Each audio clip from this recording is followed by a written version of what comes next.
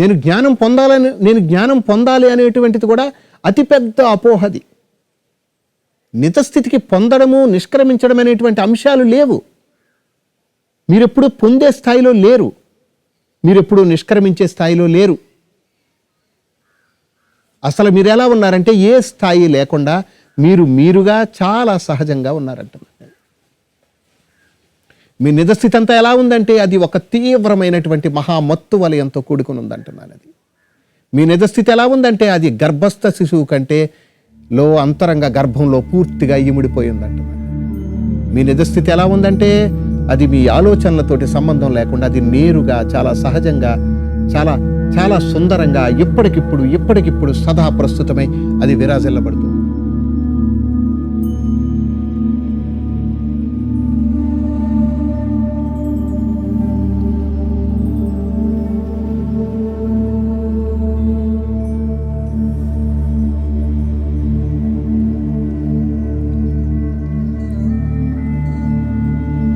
Welcome to satsang. మన నిజస్థితి అది చాలా సహజంగా ఉంది, అది చాలా సరళంగా ఉంది, అది సదా ప్రస్తుతమై ఉంది. అది మీ ఆలోచనలకైతే అందేదైతే కాదది. ఈ ఆలోచన వ్యవస్థ ఏదైతే ఉన్నదో ఈ ఆలోచన వ్యవస్థకి అది పూర్తి భిన్నంగా ఉంది. ఆ సహజ స్థితి మీ నిజస్థితి మీరు దాన్ని ఎప్పుడు కూడా ఆలోచనలతోటి అందిపుచ్చుకోలేరు. ఇప్పుడు కూడా నేను ఉన్నాను అని మీరు ఏదైతే అంటున్నారో, నేను మాత్రమే ఉన్నానని మీరు ఏదైతే అంటున్నారో అదంతా కూడా మీ ఆలోచనల యొక్క వ్యక్తీకరణ. మీ నిజస్థితి అది ఏమీ అనదు, అది ఏమీ అనుకోదు.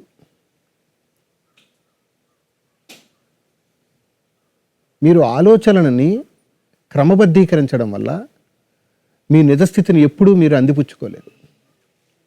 ఎందుకంటే మీ నిజస్థితి మీరు అందిపుచ్చుకునేది కాదంటున్నాను. అది మీ ఆలోచన వ్యవస్థతోటి మీరు ఆలోచనల్ని క్రమబద్ధీకరించడం వల్ల మీరు ఆలోచనలతో ఏర్పాటు చేసుకున్నటువంటి నియమాలు లేదా నిబంధనలు ఏవైతే ఉన్నాయో వాటిని ఒక ఉచ్చ స్థాయికి తీసుకెళ్లడం వల్ల మీరు ఎప్పుడూ మీ నిజస్థితిని పొందలేరు. మీ నిజస్థితి అసలు మీ ఆలోచనలతోటి మీ నిజస్థితిని మీరు ఎప్పుడు తీసుకోలేరు. మీరు ఎప్పుడైతే మిమ్మల్ని మీరు తెలుసుకోవడానికి మీ మనస్సును ఎప్పుడైతే మీరు ఉపయోగించుకుంటున్నారో మీరు పూర్తిగా అన్యమైపోతారు.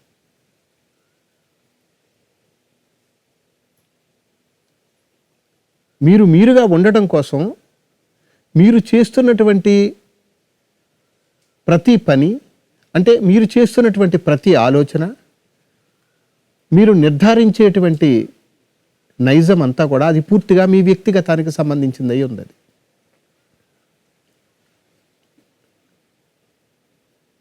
మీ నిజస్థితి ఎలా ఉంది? Just being. అది చాలా ప్యూర్గా ఉంది. అది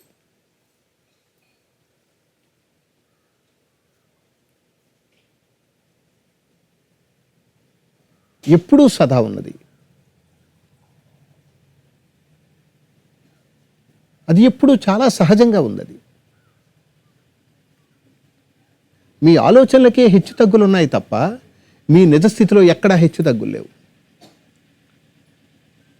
మీ నిజస్థితి అది పూర్తి వాస్తవికతతోటి నిండి ఉందంటున్నాను. మిమ్మల్ని మీరు తెలుసుకోవాలనుకుంటున్నారు. మీ నిజతత్వం తాలూకు వైభవం ఏదైతే ఉన్నదో ఆ వైభవంతో మీరు పూర్తిగా మమేకమవుదాం అనుకుంటున్నారు. ఇదంతా మీ ఆలోచన సరళి అంటున్నాను నేను. మీరంతా నిర్దేశిస్తున్నారు, మీరంతా నిర్ధారిస్తున్నారు. మీరంతా కూడా మీ నిజతత్వాన్ని ఆలోచనల ద్వారాగా దాన్ని ఒక కొత్త కోణంలో సృష్టి చేస్తున్నారంటున్నాను నేను. అది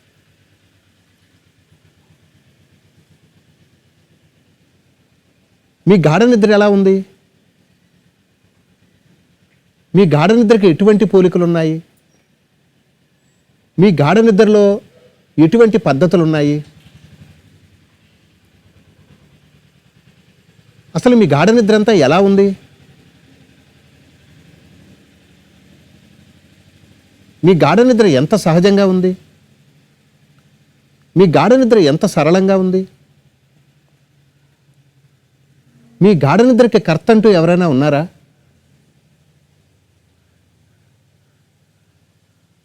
మీ గాఢ నిద్ర అంతా ఏదో ఒక క్రియ చేత రూపుదిద్దుకుంటుందా? మీ గాఢ నిద్ర ఎలా ఉంది? అది చాలా సహజంగా ఉంటుంది, చాలా నిర్మలంగా ఉంది.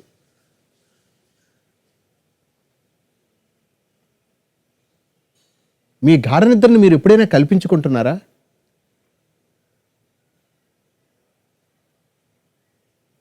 మీ గాఢ నిద్ర అంతా ఎలా ఉంది?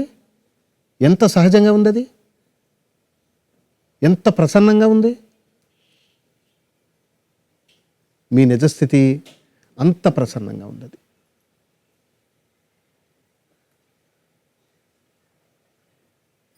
మిమ్మల్ని మీరు తెలుసుకోవడానికి మీరు కొత్త పుస్తకాల్ని లేదా కొత్త గురువుల్ని లేదా కొత్త మార్గాల్ని కొత్తగా అన్వేషించడాన్ని మొదలు పెడుతున్నారు.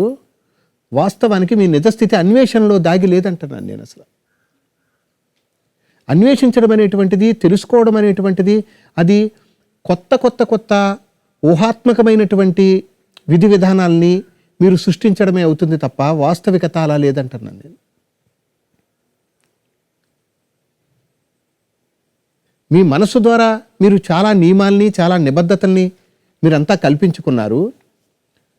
మీ మనస్సు ద్వారాగా ఏర్పరుచుకున్నటువంటి నియమ నిబద్ధతలు ఏవైతే ఉన్నాయో ఆ నియమ నిబద్ధతల నుంచి మీరు మీ నిజతత్వాన్ని పొందుదామనుకుంటున్నారు. అది ఎప్పటికీ సాధ్యం కాదంటున్నాను.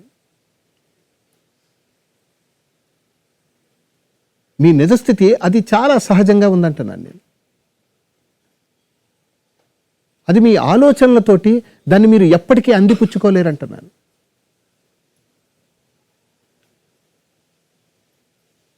మీరు ఈ విషయాన్ని సమ్మతించినా సమ్మతించకపోయినా ఇంతటి అనర్థాన్ని, ఇంతటి గందరగోళాన్ని, ఇంతటి అపోహను మీరే పెంచి పోషించుకుంటున్నారంటున్నాను నేను.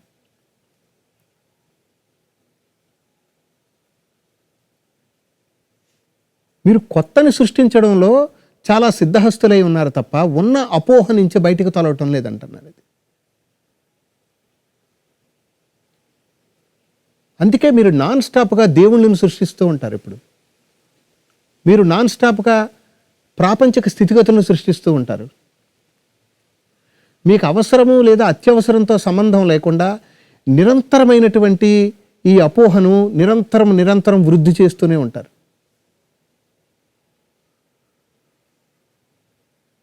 అలాగే మీరు చైతన్యాన్ని కూడా సృష్టించడంలో చాలా నైపుణ్యతను పొందారంటున్నాను నేను బాగా.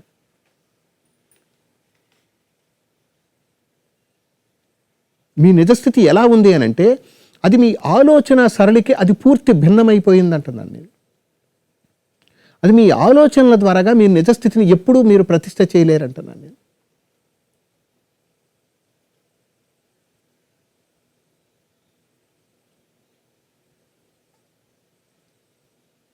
మిమ్మల్ని మీరు తెలుసుకోవడానికి మీరు ఎప్పుడూ కూడా ఒక సూటి ప్రశ్నను లోపలికి సంధిస్తూ ఉంటారు, నేను ఎవరు అని.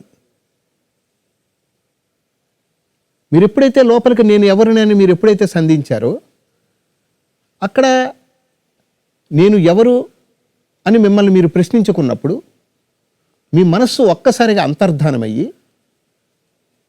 అంటే మీ ఆలోచనలు ఒక్కసారిగా నిష్క్రమించి ఒక ప్రసన్నమైన ఒక చిరు నిశ్శబ్దము మీ హృదయం నుంచి అది ప్రకటితమవుతూ ఉంటుంది. అది మీరు ఆ నిశ్శబ్దాన్ని దాని యొక్క స్వయం ప్రకటితాన్ని నేరుగా ప్రకటించనీయకుండా మళ్ళీ మీరు నేను ఎవరు అని మళ్ళీ కొత్త ప్రశ్న వేస్తారు.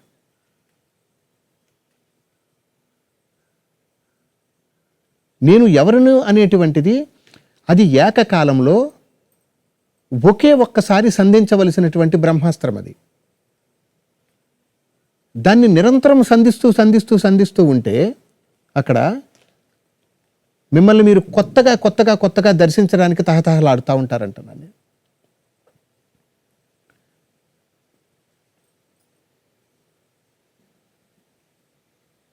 మీరు కొత్త కన్ఫ్యూజన్ క్రియేట్ చేసుకోవడానికే ముందుంటారు తప్ప ఉన్న స్థిమితాన్ని ఆస్వాదించడానికి వెనకబడిపోతారంటాను. ఇప్పుడు మీరు సృష్టించవలసింది గురువుల్ని కాదు, మీరు సృష్టించవలసింది దైవాన్ని కాదు. ఇప్పటి వరకు మీరు సృష్టించుకున్న అపోహ ఏదైతే ఉందో, మీరు కాని నైజం ఏదైతే ఉన్నదో, ఆ నైజాన్ని పెంచి పోషించే క్రమం ఏదైతే ఉన్నదో దానిని పరిపూర్ణంగా అర్థం చేసుకుని దాని యొక్క మూలాలను అన్వేషించి ఆ మూలం యొక్క గర్భంలో పరిపూర్ణంగా సేద తీరాలంటున్నాను. మిమ్మల్ని మీరు ప్రశ్నించుకున్నప్పుడు ఏ ప్రసన్నత అయితే ఆ లోపల నుంచి ఆ స్వయంగా ఏ ప్రసన్నత అయితే ప్రకటితమవుతుందో ఆ ప్రసన్నతతో ఆ పూర్తిగా మమేకమయ్యి ఆ ప్రసన్నత నుంచి శుద్ధంగా విరజిమ్మేటువంటి ఆ ఏకత్వ వైభవంతో మమేకమై ఉండాలంటాను నేను.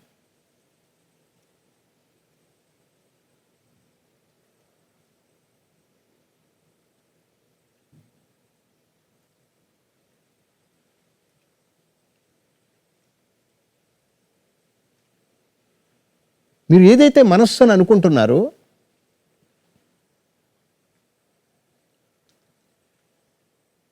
అది ఆసక్తి యొక్క ప్రతిరూపం. అది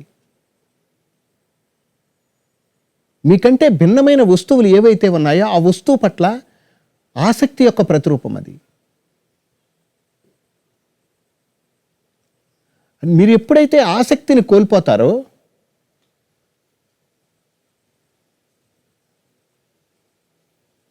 అప్పుడు అమృతతుల్యమైనటువంటిది ఏది కొత్తగా ఇంకొకటి లేదు అన్న విషయాన్ని చాలా నేరుగా అనుభవించగలుగుతారంటున్నాను. దేహము అమృతతుల్యమైన విషయము,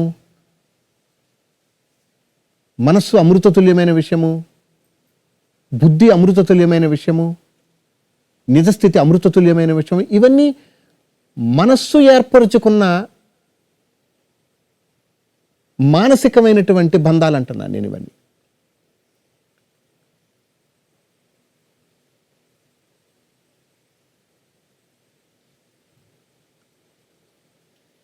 నీ నిజతత్వమే నిజమైన గురువు. అది ఆలోచనలతోటి దాన్ని ఎప్పుడు అందిపుచ్చుకోలేవంటున్నాను. మీరు ఈ ఆలోచనల యొక్క ఈ నిజమైన వైభవాన్ని, దాని పుట్టుక స్థానం ఏదైతే ఉన్నదో, ఎక్కడి నుంచైతే ఆ నేను అనేటువంటి ఆలోచన మీకు ఎక్కడి నుంచైతే ప్రకటితమవుతుందో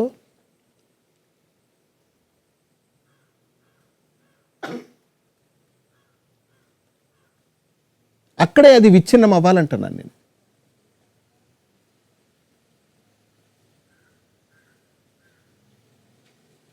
మీరు ఎక్కడి నుంచి అయితే మేల్కొంటున్నారో, మళ్ళా గాఢ నిద్రలో ఎక్కడైతే మీరు నిష్క్రమిస్తున్నారో,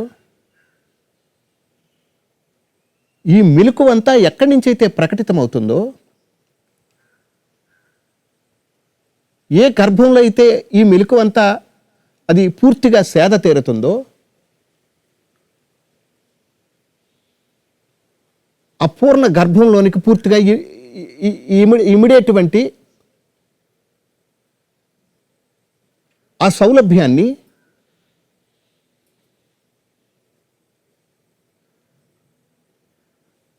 మీ అంతరంగ అన్వేషణలో అక్కడ పూర్తి నిష్క్రమణ సంభవించాలంటున్నాను నేను.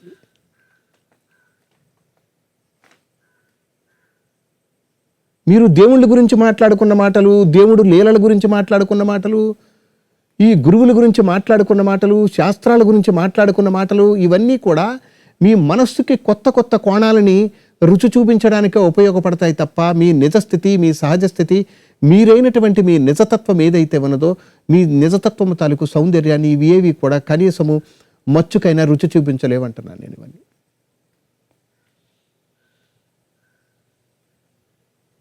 ఇవన్నీ మాటల మత్తు అంటున్నాను నేను బాగా.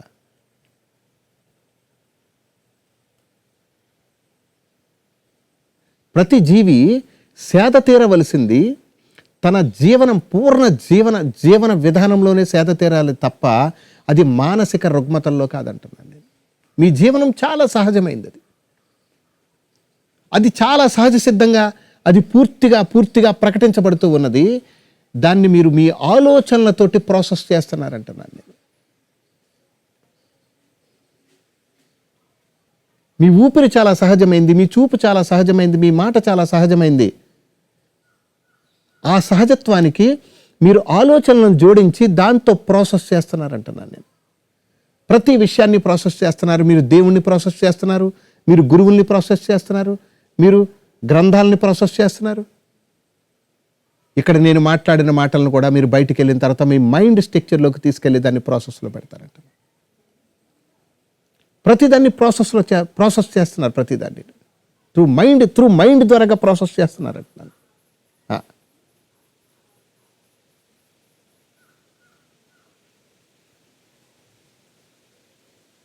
మీరు ఎప్పుడైతే ప్రాసెస్ చేయడం మానేశారో మీరు మీ కల్పన నుంచి మీరు ఏర్పరచుకున్నటువంటి అపోహ నుంచి బయటికి రావాలంటున్నాను నేను. అది నేను జ్ఞానం పొందాలి అనేటువంటిది కూడా అతిపెద్ద అపోహది.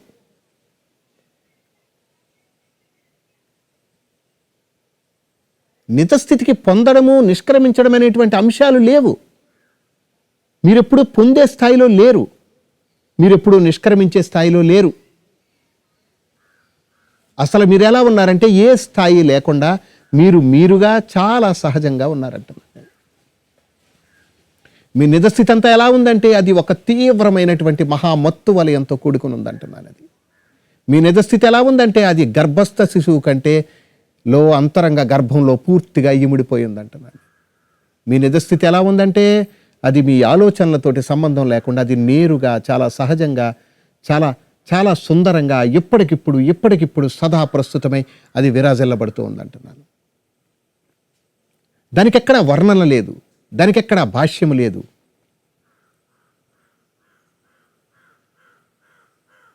కేవలము దాని ప్రకటితమంతా ఎలా ఉందంటే అది చాలా నిర్మలంగా అది లోగర్భ సుఖంతో నిండిపోయింది అంటున్నాను. ఎక్కడ మైండ్ అటాచ్మెంట్స్ లేవంటున్నాను. దానికి మీ నిజస్థితికి కొనసాగింపు లేదంటున్నాను. అది ఎప్పటికిప్పుడు మీ నిజస్థితి చాలా సహజ వైభవంతో తొలతోకబడతా ఉందంటున్నాను.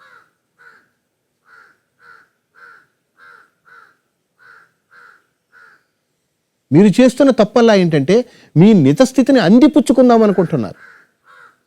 మీరు చేస్తున్న తప్పల్లా ఏంటంటే మీరు మీ గురువుల్ని ఫాలో అవుదాం అనుకుంటున్నారు, మీరు మీ దేవుళ్ళని ఫాలో అవుదాం అనుకుంటున్నారు. వాస్తవం ఏంటంటే ఇదంతా మీరు కల్పించుకున్న అంశం అంటున్నాను నేను. ఇదంతా మీరు ఏర్పాటు చేసుకున్నారు. ఇదంతా కూడా మీ మానసిక సౌలభ్యం కోసం ఏర్పాటు చేసుకున్నారు. నేను దేవుడు లేడు అని మాట్లాడటం లేదు. మీరు అనుకుంటున్న దేవుడు, మీరు కల్పించుకున్న దేవుడు ఒక్కడే అంటున్నాను నేను. అది మీరు కల్పించుకున్నారు దాన్ని. God is also mind illusion.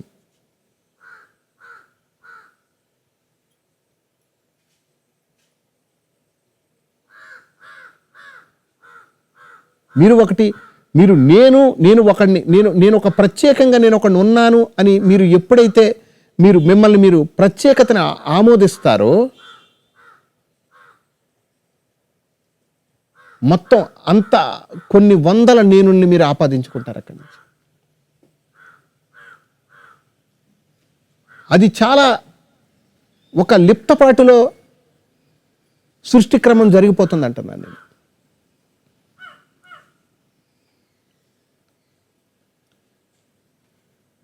మీ కంటికి ఏదైతే కనిపిస్తుందో అదంతా ఎలా ఉందంటే అది ఒక స్ట్రక్చర్స్ రూపంగా ఉంది. వాస్తవంగా అది ఏంటంటే కొన్ని లక్షల కోట్ల కణాల యొక్క బిందువుల యొక్క సమూహమై ఉంది. అది ఎవ్రీ మూమెంట్లోని తన ఆకృతిని మార్చుకుంటా ఉంది.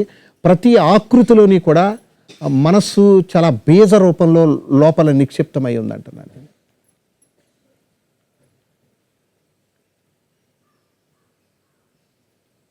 మనసుకు ఎక్కడా కేంద్రకమైనటువంటిది లేదు, చైతన్యానికి ఎక్కడా కేంద్రకమైనటువంటి లేదు.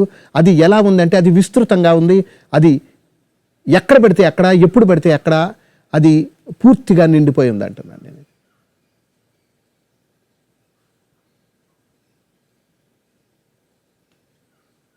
అంతా ఒక పెద్ద శక్తిపాతంతో నిండి ఉంది.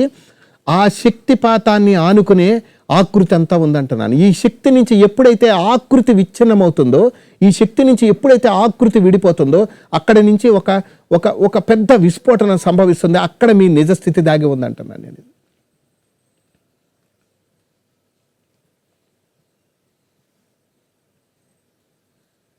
మీరు సహజంగా జీవిస్తూ పోతుంటే, మీరు ఆసక్తి లేకుండా మీరు జీవిస్తూ వెళ్తుంటే మీరు చాలా నేరుగానే తారసపడతారంటున్నారు. మీరు సాధన చేస్తున్నారంటే దాని అర్థం ఏంటంటే ఒక న్యూ వరల్డ్ని క్రియేట్ చేస్తున్నారని. మీరు తపస్సు చేస్తున్నారంటే, మీరు దేనికోసమో పూనుకుంటున్నారంటే అర్థం ఏంటంటే మీరు కానిది ఇంకొకటి ఏదో ఉన్నది, దానికోసం మీరు పరితపిస్తున్నారని. జీవనానికి సాధించడము లేదా తెలుసుకోవడం అనేటువంటి అంశం లేదు. జీవనం అనేటువంటిది అది చాలా సహజ సిద్ధంగా ఉంది. అది నేరుగా ప్రకటించబడుతుంది అంటున్నాను నేను.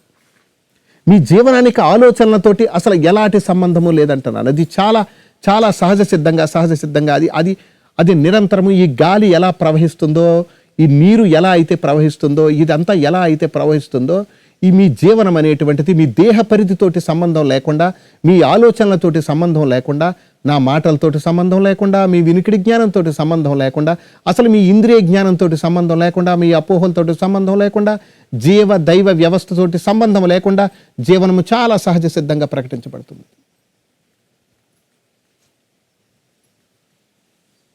మీరంతా దేవుడు అనేటువంటి పూర్తి పిచ్చి మత్తులో ఉన్నారంటున్నాను నేను. అక్కడ మీ సహజమైన మత్తు పూర్తిగా విచ్ఛిన్నమైపోతుంది అంటున్నాను నేను. మీ అస్తిత్వాన్ని కోల్పోతారు. మీరు దేవుడి దగ్గరికి వెళ్ళినప్పుడు మీ అస్తిత్వాన్ని కోల్పోతారు. మీ నిజమైన దైవం ఎవరంటే అది మీకంటే భిన్నము కాదంటున్నాను నేను. మీకంటే ఇంకొకటి ఏదో వినూత్నంగా ఉందనేటువంటి ఆలోచన మీ నిజతత్వాన్ని, మీ నిజమైనటువంటి నైజాన్ని అది పూర్తిగా మిమ్మల్ని మీ నుంచి పూర్తిగా దూరం చేస్తుంది. మిమ్మల్ని ఒక పెద్ద అపోహతోటి నింపుతుంది అంటున్నాను నేను.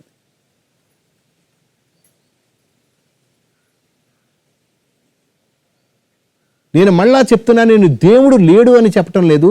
నువ్వు మానసికంగా ఏర్పరచుకున్న దేవుడు నిన్ను స్ట్రగుల్లోకి తీసుకెళ్తాడంటున్నాను నేను. నిన్ను డిస్టర్బ్ చేస్తాడంటున్నాను.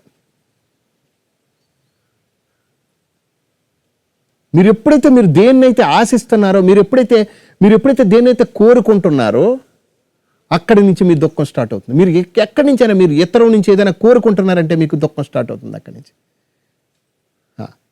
మిమ్మల్ని మీరు తెలుసుకోవాలనుకుంటున్నారు, మీకు దుఃఖం స్టార్ట్ అవుతుంది అక్కడి నుంచి.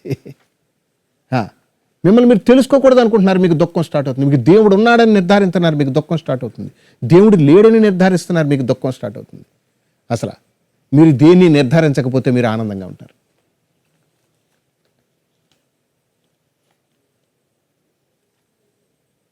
మీరు ఏర్పరచుకున్నటువంటి మానసిక పరంగా మీరు ఏర్పరచుకున్నటువంటి ఆధ్యాత్మికత నుంచి మీరు జీవన వైభవంలోకి రావాలంటున్నాను నేను. ముందు మీరు ఎక్కడికి రావాలి? జీవనంలోకి రావాలి మీరు ముందు.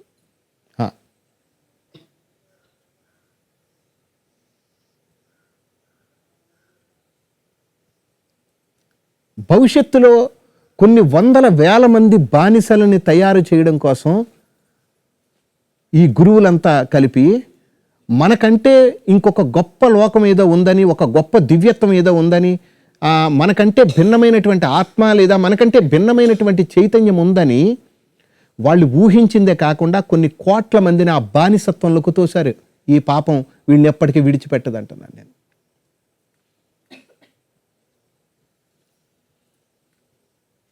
మీ మాటలు, మీ చేతలు అది మీకు ఉపయోగించకపోయినా పర్వాలేదు, కానీ ఎదటి వాడి యొక్క స్వేచ్ఛని హరించేట్టుగా ఉండకూడదు అంటున్నాను.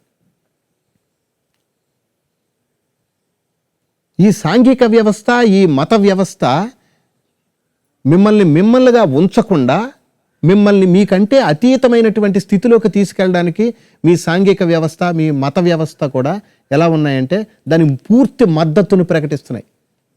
అక్కడ మీ నిజతత్వాన్ని మీరు పూర్తిగా కోల్పోతున్నారంటున్నాను నేను. మీ సహజమైన ఆనందాన్ని కోల్పోతున్నారంటున్నాను. ఏదైనా మీ నుంచే ప్రకటితం అవ్వాలి, ఏదైనా మీ నుంచే రావాలి తప్ప మీకంటే భిన్నమైన అంశాల నుంచి ఏదైనా వచ్చిందేనంటే గనక అది ఒక పూర్తి అపోహదంతా, పూర్తి అపోహ. మీరు ఎప్పుడైతే మీ నిజస్థితిని అందిపుచ్చుకోవాలనేటువంటి నైజం నుంచి మీరు ఎప్పుడైతే వైదొలిగిపోతారో,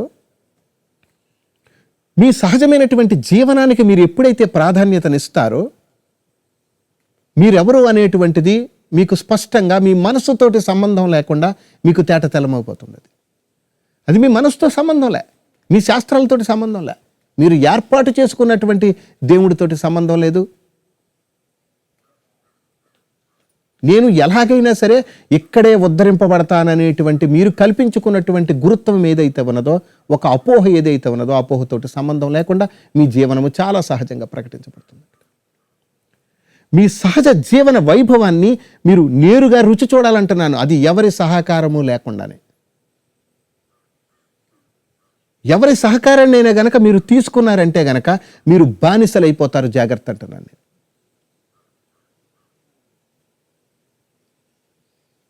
స్వేచ్ఛలో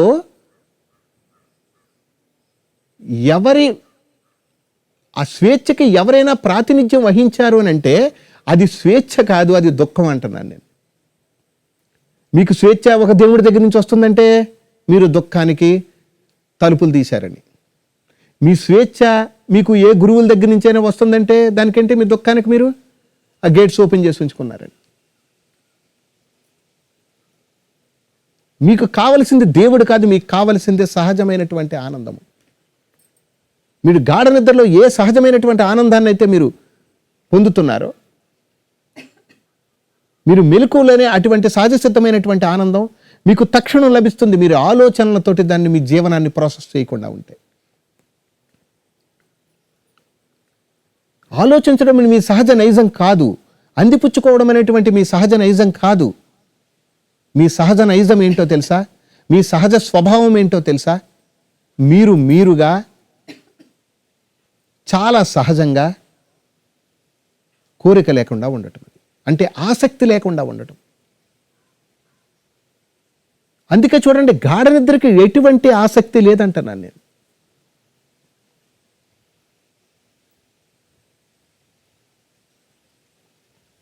గాఢ నిద్ర యొక్క పరమ ప్రయోజనము దేనికో తెలుసా? గాఢ నిద్రకే. కానీ మెలకువ యొక్క పరమ ప్రయోజనం ఏంటో దేవుడి కోసం తెలుసా? ఓ లక్షణం ఉన్నాయి ఇందులో. గాఢ నిద్ర యొక్క సహజ ప్రయోజనం దేనికోసం? గాఢ నిద్ర కోసమే. నిద్ర యొక్క ప్రయోజనం దేనికోసం? నిద్ర కోసమే. కానీ మెలకువ యొక్క ప్రయోజనం దేనికోసం? మెలకువ కోసం అవ్వాలి. కానీ మెలకువ యొక్క ప్రయోజనం అందులో ఎన్నున్నాయో. అందుకే నేను అంటున్నాను, మీ జీవనాన్ని ఆలోచనలతోటి మీరు ప్రాసెస్ చేస్తున్నారంటున్నాను నేను. ఈచ్ అండ్ ఎవ్రీ మూమెంట్లో ప్రాసెస్ చేస్తున్నారు.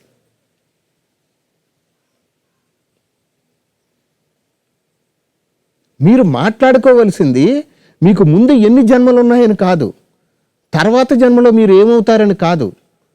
మీరు మాట్లాడుకోవలసింది, అసలు మీరు ఒకవేళ ఆలోచించదలిస్తే మీరు ఆలోచించవలసింది ఏంటో తెలుసా? ఇప్పుడు ఎందుకు అపోహలో పడుతున్నారని. నువ్వెప్పుడు గతం గురించి వెళ్ళకు, నువ్వెప్పుడు భవిష్యత్తులోకి వెళ్ళకు. ఈ ప్రస్తుతంలో నీ సహజ జీవన విధానము ఎక్కడ విచ్ఛిన్నమవుతుందో చూడు. ఎక్కడ నువ్వు భ్రాంతిలోకి పడికొట్టుకుంటున్నావో చూడు. ఎక్కడ నువ్వు అపోహను పెంచి పోషించుకుంటున్నావో చూడు. నీ సమయం ఎందుకు దుర్వినియోగం అయిపోతుందో చూడు. నువ్వు ఎక్కడ దేనికి ఎడిక్ట్ అయిపోయి ఉన్నావో చూడు. నువ్వు పుస్తకాలకి ఎక్కడ ఎడిక్ట్ అవుతున్నావో చూడు. నువ్వు ఈ సత్సంగాలకి ఎక్కడ ఎడిక్ట్ అవుతున్నావో చూడు. నువ్వు నీకంటే భిన్నమైన వాటికి నువ్వు ఎక్కడ ఎడిక్ట్ అవుతున్నావు చూడు. మీరు చూడవలసింది అది. మీరు అలా కాకుండా మీరు నేరుగా మిమ్మల్ని మీరు తెలుసుకోవాలనుకుంటున్నారు. మీరు కొంత ప్రసన్నతను అనుభవిస్తున్నారు. ఆ ప్రసన్నతను ఆలోచనలతోటి కలుపుతున్నారు, వాటిని వ్యక్తీకరిస్తున్నారు, అక్కడి నుంచి దుఃఖాన్ని తీసుకుంటున్నారు. ఇదే జరుగుతుంది. పైగా కాలం కలిసి రావటం లేదు. ప్రారంధం ఎలాగుంది? వాస్తవానికి మీ జీవనం ఉందంటే మిగతాది ఏమీ లేదు అసలు. ఇవన్నీ మాటల మనస్సు యొక్క పైశాచికత్వం అంటున్నాను నేను. ఇదంతా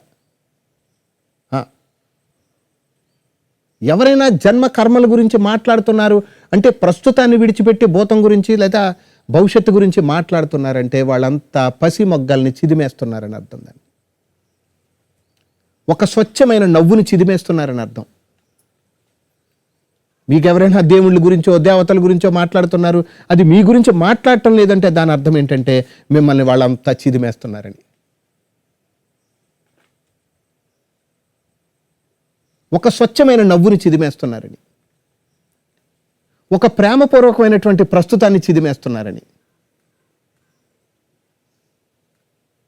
ఒక మహదానందమైనటువంటి ఈ సదా ప్రస్తుతము తలకు వైభవాన్ని, ఈ అనుగ్రహాన్ని పూర్తిగా మీకు కాకుండా చేస్తున్నారని.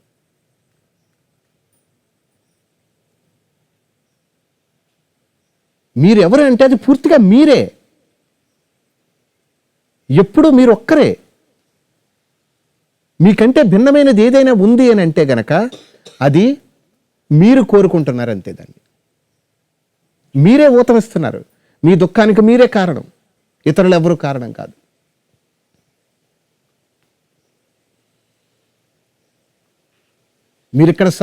మీరిక్కడ సమృద్ధిగా జీవించడానికి, ఈ అపోహ నుంచి బయటకు రావడానికి మిమ్మల్ని మీరు ప్రశ్నించుకోవడము మీరు చాలా అత్యవసరం అనుకుంటున్నారు. కానీ మీ పట్ల మీరు ప్రశ్నించుకోవడం వల్ల కలిగినటువంటి అవగాహన చాలా ప్రధానం అంటున్నాను నేను. ఇక్కడ అవగాహన చాలా ప్రధానం. మీకు అవగాహన లేనంత వరకు కూడా మిమ్మల్ని మీరు ఎంత ప్రశ్నించుకున్నా, మీ లోపల మీరు ఎంత ప్రసన్నతను అనుభవించినప్పటికీ కూడా మీ ఓటు అక్కడ మీకు కావాలంటున్నాను, అక్కడ మీ సమర్థత మీకు కావాలంటున్నాను. రైట్, ఈ ప్రసన్నతలో నేను హాయిగా ఉండగలను అనేటువంటి మీ నిర్ధారణ ఉంది చూసారా, మీ నిర్ధారణే మిమ్మల్ని అపోహ నుంచి బయటికి తీసుకొస్తుంది. మీ జపాల వల్ల, దానాల వల్ల, ధర్మాల వల్ల, వీటి వల్ల ఏమవుతుంది? ఇదంతా మానసిక మైండ్ ఇల్యూషన్. ఇదంతా నేను అందుకే చెప్తున్నాను, మీ సహజత్వాన్ని, ఈ సాంఘిక వ్యవస్థ, ఈ మత వ్యవస్థ మీ సహజత్వాన్ని పూర్తిగా విచ్ఛిన్నం చేయడంలో ప్రముఖ పాత్ర పోషిస్తున్నాయి, పూర్తి మద్దతునిస్తున్నాయి. అట్లా మీరు ఇక్కడికి రండి, ఇక్కడికి వస్తే అది అయిపోతుంది, మీరు అక్కడికి రండి, అక్కడికి వెళ్తే అది అయిపోతుంది, మీరు ఇక్కడికి వస్తే అన్నీ పోతాయి, ఎక్కడికి వెళ్ళిపోతే అన్నీ పోతాయి. ఏదో ప్రత్యేకంగా ఒక ప్రదేశాన్ని చెప్తారు, ఈ ప్రదేశంలో ఉంటే ముక్తి వచ్చేస్తుంది అంటారు. ఏముండదు, ఎక్కడున్నా అదే గాలి, అదే నీరు, అదే నిప్పు, అదే భూమి, అదే ఆకాశం, అంతే. నీ మైండ్, నీ మానసిక నిర్ధారణలో మార్పు అదంతే కేవలం. ఇది ఎటువంటి ఆ పిచ్చితనం అంటే, అసలు నువ్వు 2 ముద్దలు ఎక్కడ తింటే ఇక్కడ కూర్చుంటేనో అరుగుద్ది, ఆ పక్క తోటలోకి వెళ్తే అరగదన్నట్టుంది పరిస్థితి.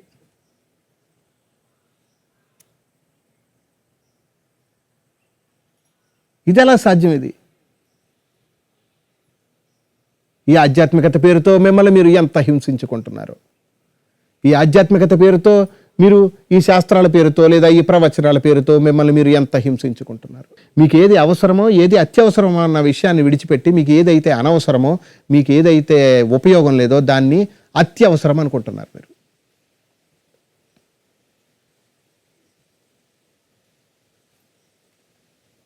నేను మళ్ళా చెప్తున్నాను, మీరు కంప్లీట్గా ఒక బిగ్గెస్ట్ స్పిరిచువల్ పొల్యూషన్లో ఉన్నారు మీరంతా. మీరు అనుకుంటున్న ఆధ్యాత్మికత అది, దాన్ని పట్టుకుని మీరు ఎక్కడికో వెళ్దాం అనుకుంటున్నారు, మీరు ఉన్న కాడ ఉండటం లేదంటున్నాను. మీ ఆధ్యాత్మికత అంతా కూడా రాకపోకల మధ్య ఉందంటున్నాను. ఇది మిమ్మల్ని ఎప్పుడు సుఖంగా ఉండనివ్వదు అంటున్నాను నేను. మిమ్మల్ని ఎప్పుడు అది స్థిమితంగా ఉండనివ్వదు. అది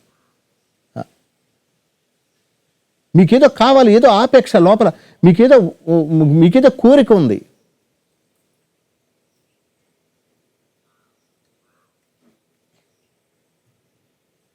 మీకేదో బలమైన కోరిక ఉంది, మీకందరికీ మోక్షం అనేటువంటి ఆసక్తి చాలా బలంగా ఉంది. మీరు నమ్మినా నమ్మకపోయినా ఆత్మజ్ఞానం అనేటువంటి శీర్షిక ఏదైతే ఉందో దానికి మీరు కొంత పూర్తిగా వ్యసనపరులైపోయి ఉన్నారు. దాని నుంచి మీరు బయటికి రారు. నేను మిమ్మల్ని బయటికి తీయలేను కూడా.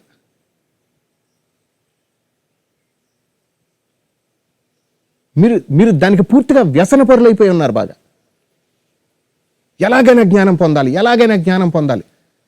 మిమ్మల్ని మీరు డిస్ట్రాయ్ చేసుకుంటున్నారు అంటున్నాను నేను ఇక్కడ. మిమ్మల్ని మీరు విభాగపరుచుకుంటున్నారు. అవునా కదా? ఏదో కావాలి అనేటువంటిది ఏంటది? పూర్తిగా విభాగాన్ని సూచిస్తుంది అంటున్నాను నేను. మీ నిజమైన శైలి, మీ నిజమైన ఆనందము ఏంటో తెలుసా? మీరుగా ఉండటము, సజావుగా జీవించడం. అది జీవించడానికి ఆలోచనలకి అసలు సంబంధమే లేదు. అసలు మీరు జీవనం దాకా రావటం లేదు.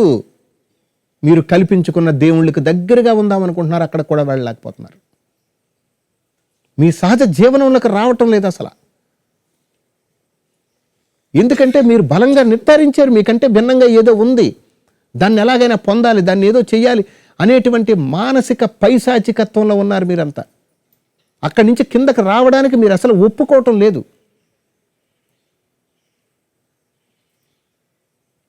మనకంటే భిన్నంగా ఇంకోటి ఏదో ఉంది, దాన్ని పొందాలి, దాన్ని పొందాలి, దాన్ని పొందాలని మూర్ఖులంతా శాసనం చేసి ఉన్నారంటాను నేను. మూర్ఖులే శాసనాలు చేస్తారు. సహజ జీవన సంపన్నుడు ఎప్పుడూ శాసనం చేయడు. వాడెప్పుడు సమృద్ధిగా జీవిస్తాడు. మీరు ఏదైతే అమృతం అని అనుకుంటున్నారో అది మీకంటే భిన్నంగా లేదు. అది మీ జీవనంలో సమృద్ధిగా ఉందంటున్నాను నేను. కానీ మీరు దాన్ని ఆలోచనలతోటి విభాగపరుచుకుంటున్నారంటున్నాను. సమస్య అంతా అక్కడే వచ్చింది. నేను మళ్ళా చెప్తున్నాను, మీ జీవనంలో ఎలాంటి సమస్య లేదు. సమస్య అంతా మీ వ్యక్తీకరణలోనే ఉంది. సమస్య అంతా మీ ఆలోచన సరళిలోనే ఉంది. సమస్య అంతా ఎక్కడుంది అంటే చెప్పనా, అది మీ కోరికలో ఉంది. సమస్య అంతా అక్కడే ఉంది.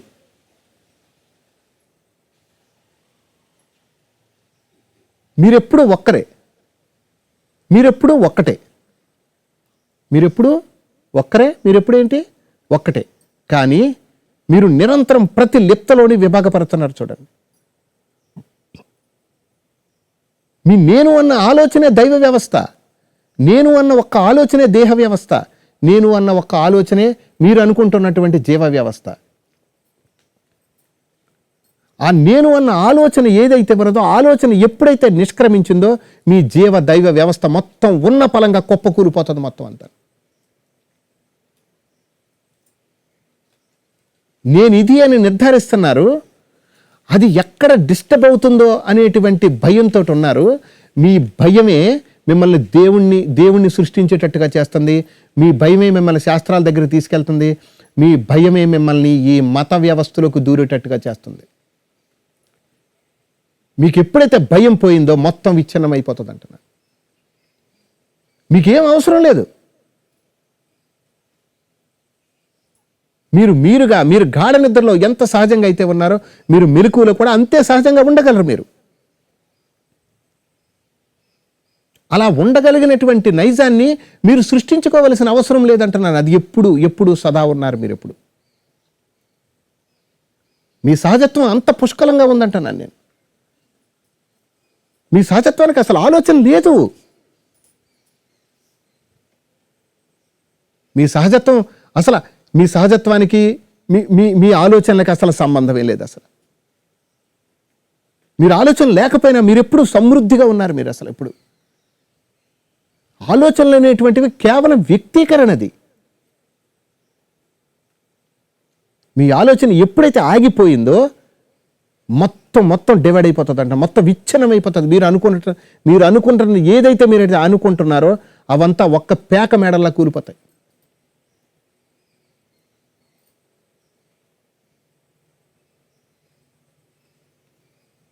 ఈ ఆధ్యాత్మికతలో ఎక్కువ దౌర్బల్యం ఎక్కడ దాగుందంటే అది అనుగ్రహం అన్న పేరులో దాగుంది. దాన్ని అందిపుచ్చుకోవాలనుకుంటున్నారు. చూసారా మళ్ళీ మీరు అక్కడి నుంచి. మహాత్ముల బోధ ఏముంది? అనుగ్రహం కావాలి అని అడిగితే అది సదా ఉన్నది. కానీ మనం అందిపుచ్చుకోవాలనుకుంటున్నాం. మీరు అందిపుచ్చుకోవాలనుకుంటున్నారు కాబట్టే కొంతమంది మూర్ఖులు దాన్ని ఇస్తానంటున్నారు. మీ జీవనానికి ప్రత్యేక అనుగ్రహం అవసరం లేదు. మీ ఆసక్తికి అనుగ్రహం కావాలి, మీ జీవనానికి అక్కర్లే. మీకేదో పొందాలన్న ఆసక్తి ఉంది కదా, ఆ ఆసక్తే మీకు అనుగ్రహం కావాలి, అనుగ్రహాన్ని పొందాలి, అనుగ్రహం లేకపోతే ఎలాగా, అనుగ్రహాన్ని అర్థించాలి, ఇలాంటి విషయాలన్నింటినీ బయటికి తీసుకొస్తుంది. మీ భయమే అర్థిస్తుంది. మీ భయమే భిక్షాటానికి వెళ్తుంది. మీ అసహనమే అర్థిస్తుంది. మీ అసహనమే భిక్షాటానికి వెళ్తుంది. మీ అపోహలే మిమ్మల్ని మీ మీ మీ ఉన్నతమైనటువంటి సహజ స్థితి నుంచి అసహజ స్థితికి దిగజారుస్తుంది అంటున్నాను.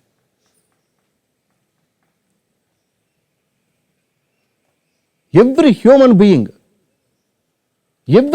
బీయింగ్ ఒక సుప్రీం ఇండివిడ్యువాలిటీని కలిగి ఉన్నారు. ప్రతి ఒక్కరికి మీ ఆనందం అనేటువంటిది ప్రతి ఒక్కరి యొక్క సహజ నైజం. అది దాన్ని ప్రత్యేకంగా సాధన ద్వారా కానీ తపస్సు ద్వారా కానీ పొందాలనుకోవడం అనేటువంటిది, అది దాన్ని మీరు ఆలోచనల యొక్క అమరికలోకి తీసుకెళ్తున్నారంటున్నాను నేను అక్కడ. మీరు ప్రతి విషయాన్ని ఆలోచనలతో అనుసంధానపరుస్తున్నారంటున్నాను.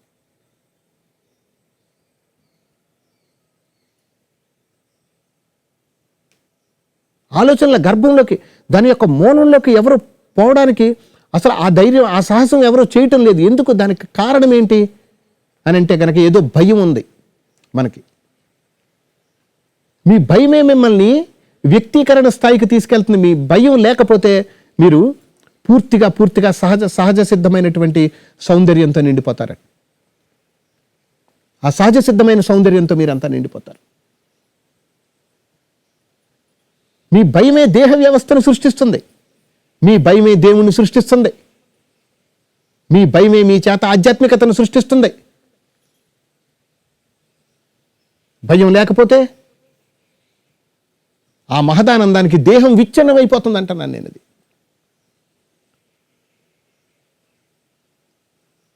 మీ నిజస్థితిలో అసలు ఎక్కడ కల్మషం లేదు. మీ నిజస్థితి జనన మరణాలకు సంబంధించింది కాదు. జనన మరణాలు అనేటువంటివి మీ ఆలోచనలకు సంబంధించింది. అది మీ పుట్టుక, మీ చావు కూడా అది మైండ్ ఇల్యూషన్. అది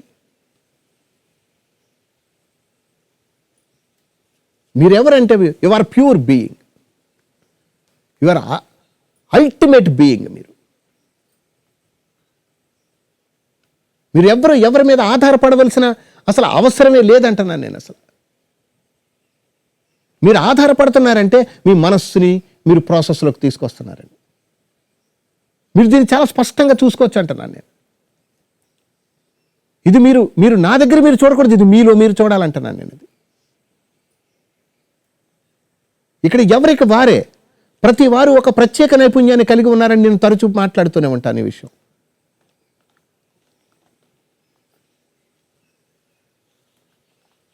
మీరు అందరినీ ఊహిస్తున్నారని చెప్తున్నాను.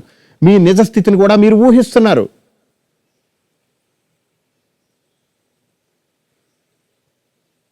మీ నిజస్థితిని మీరు 100% ఊహిస్తున్నారు.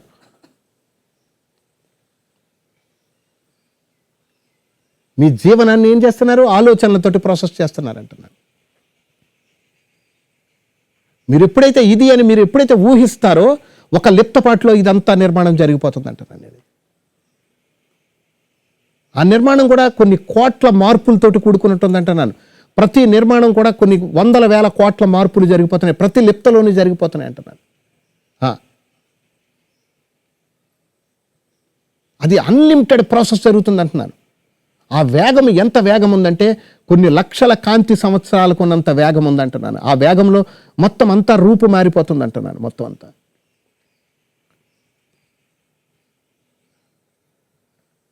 మీ బాడీ, మీ అవయవాలు, మీ మనస్సుతో సహా ప్రతిదీ నిరంతరం కొన్ని వందల వేల కోట్ల మార్పులు సంభవిస్తుంది అంటున్నాను లోపల.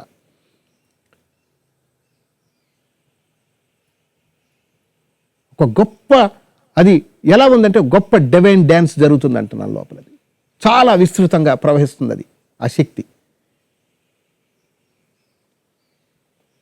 అది ఎప్పటికప్పుడు ఆ ఎనర్జీ ఫామ్లోకి మారిపోతుంది ఎప్పటికప్పుడు అంటున్నాను నేను. ఆ ఎనర్జీ నుంచి ఎప్పుడైతే ఫామ్ సెపరేట్ అయిపోయిందో, మీకు ఎనర్జీ ఎప్పుడైతే ఎనర్జీలాగా ఉండిపోతుందో, శక్తి ఎప్పుడైతే శక్తిలాగా ఉండిపోతుందో, అసలు ఫార్మేషన్ ఎప్పుడైతే లేదో, అర్థమవుతుందా, అప్పుడు మీరు క్రియేషన్ నుంచి బయటకు వస్తారంటున్నాను నేను. అప్పుడు క్రియేషన్ నుంచి బయటకు వస్తారు. అప్పుడు వరకు మీరు ఊహిస్తూనే ఉంటారు, ప్రతిదాన్ని ఊహిస్తూనే ఉంటారు.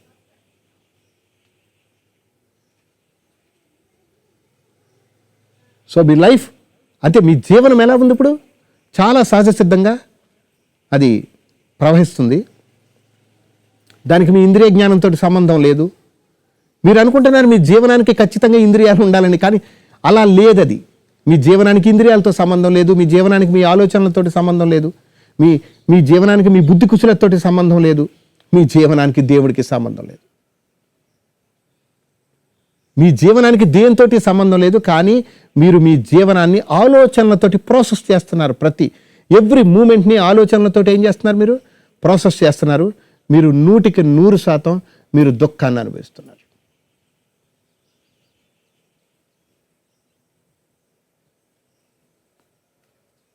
ఆ థాట్ నిన్ను కంప్లీట్గా నిన్ను డిస్ట్రాయ్ చేస్తుంది అంటున్నాను నేను. మొత్తం ఇది కంప్లీట్ డిస్ట్రాయ్ చేస్తుంది థాట్.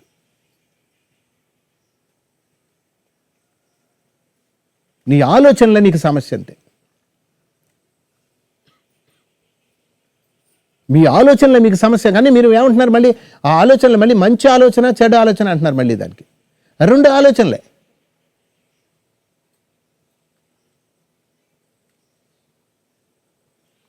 మీరు ఇతరం గురించి ఆలోచించడం ఆలోచనే, మీరు మీ గురించి ఆలోచించడం కూడా ఆలోచనే. 2 ఆలోచనలే. కానీ మీరేమంటారంటే ఇతరం గురించి ఆలోచిస్తే అదేమో గుడ్ థాట్ అంటారు, బ్యాడ్ థాట్ అంటారు. మీ గురించి మీరు ఆలోచిస్తే ఏమంటారు? గుడ్ థాట్ అంటారు. కానీ వాస్తవానికి 2 ఆలోచనలే. 2 ఆలోచనలు మిమ్మల్ని విభాగపరుస్తున్నాయి.